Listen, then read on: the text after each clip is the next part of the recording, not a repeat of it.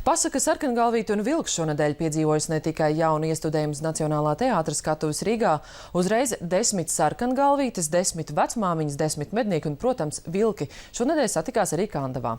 Uzsākot jauno sezonu Kandavas novadā jau 3. reizi notika amatieru teātru Ražas svētki. Šoreiz tas bija kā eksperiments. Viss reiz 10. Turpin TV Spektrs.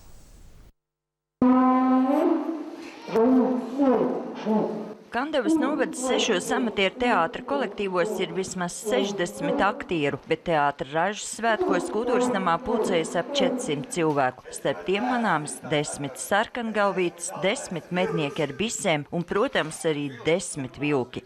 Kāds tad būs tas jūsu vilks? Tas būs tas labais, tas godīgais, jeb tas... Ļoti labais, pavisam labais. Viņš vispār nekad nevienam mūžā vēl nevienam nekad nav pāri nodarījis.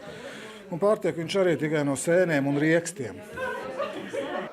Tikpat plaši pārstāvēts arī meža parlaments. Katrs atsevišķi esam mājās mēģinājuši, un tagad visi kopā spēlēsim. Kas jūs būsiet? Es būšu pūce. Ko pūce darīs te nav? Bišķi mednieku pakaitināšu.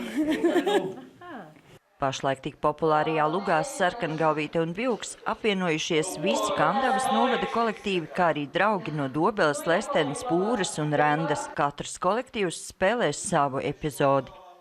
Mēs gribējām atrast tādu lugu, ko zina skatītāji, kur sižets nepārtrūktu, pat ja kāda grupa uzvestu pilnīgi kaut kādu savā avangarda stilā šo te epizodi. Šim iestudējumam ir tikai pirmizrāde, un režisori tajā apvienojuši labāko no katras dramaturģijas.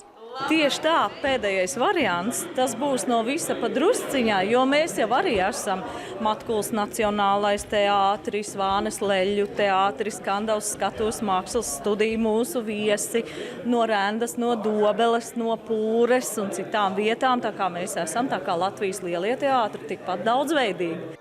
Kā izrāde beidzās, šoreiz, lai paliek noslēpums, bet viens gan ir skaidrs.